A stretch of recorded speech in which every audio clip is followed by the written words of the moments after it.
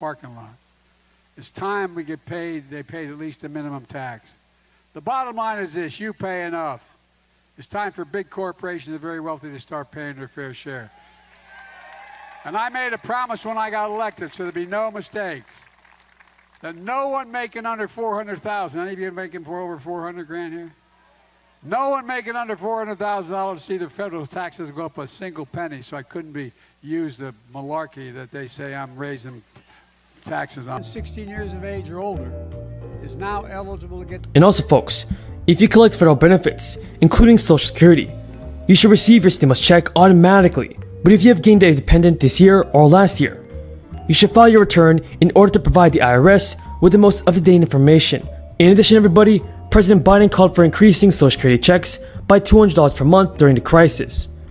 And this idea has also been proposed by other politicians. Two House Democrats have separately proposed putting an emergency cost of living adjustment in place. And this would bring next year's benefits increase up to 3% from 1.3%. We all know for sure that the crisis is not helping Social Security trust funds, which were already hurting before the beginning of the crisis. Having fewer workers in the economy contributing to payroll taxes that fund the system has helped to further deplete the reserves. So this might mean, everybody, that Social Security benefits are running low. But earlier this month, the Social Security Administration estimated that its funds could be depleted in 2035, at which point only 79% of Social Security benefits will be payable to recipients.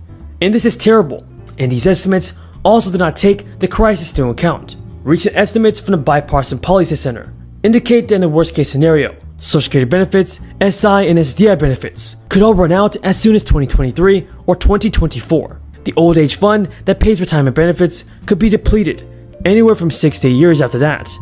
Lawmakers definitely need to begin taking action, but so far, everybody, Republican Senator Mitt Romney has reintroduced a bill called the Trust Act, and this bill is supposed to address the shortfalls faced by Social Security and other federal programs that rely on trust funds, which are falling short.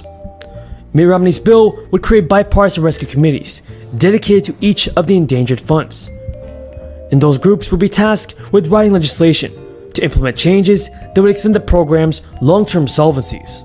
And the good news, everybody, is that the latest version of the Trust Act already has bipartisan support. Mr. President, at the start of the year, the Senate Democrats pledged that one of our top priorities would be tackling climate change. I directed all of our incoming committee chairs to hold hearings and prepare legislation on the climate crisis. I promised that any infrastructure bill would be green and focus on creating the green jobs of the future.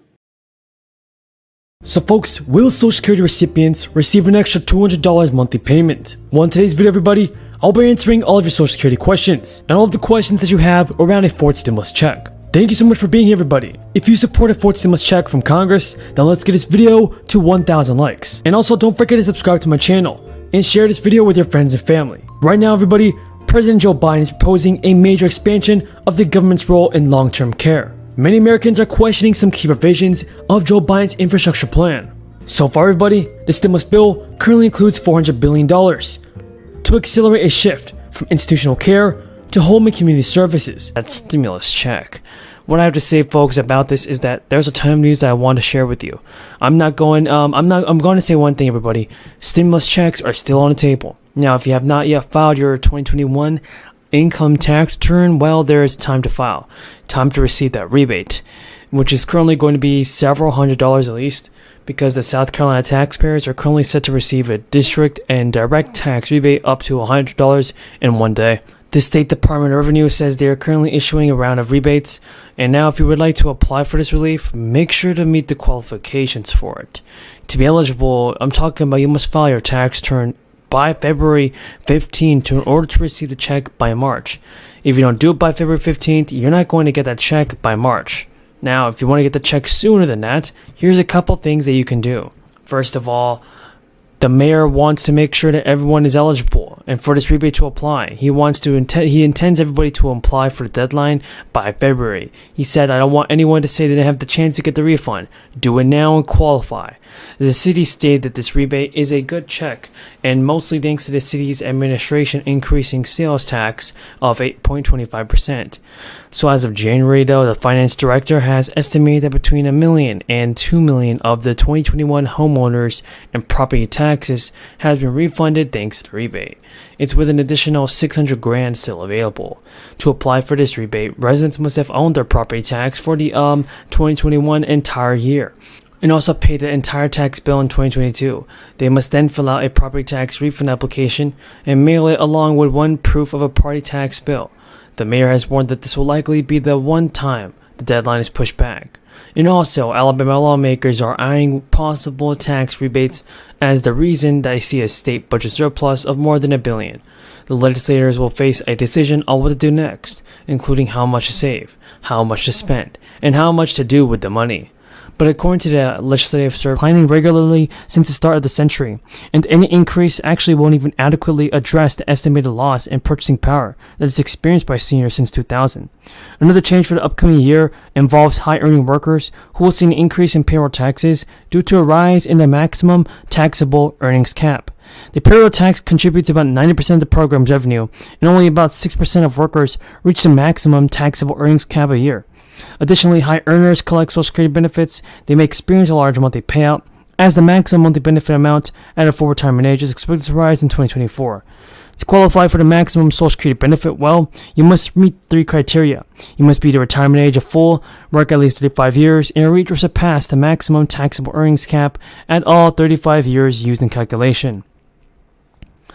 I recognize the gentleman from New York, Mr. Jacobs, for 5 minutes.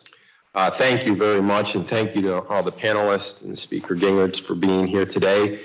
This is a very critical issue for the future of our nation and our young people.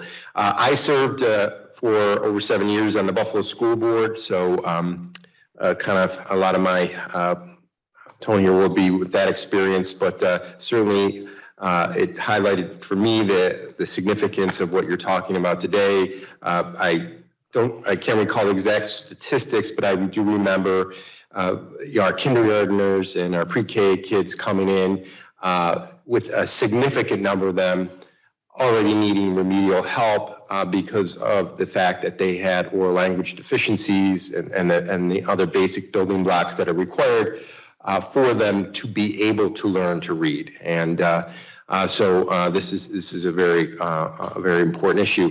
Mr. Malik, I just wanted to ask one question. Your testimony Round of the crisis essential premium pay program is about to begin. The amounts to $165 million, funded through federal crisis relief dollars. Checks will be mailed automatically to eligible Massachusetts residents. In the first round of the program in March, distributed $500 checks to about As you all know, the eyes of the world are on Vilnius, Lithuania. A number of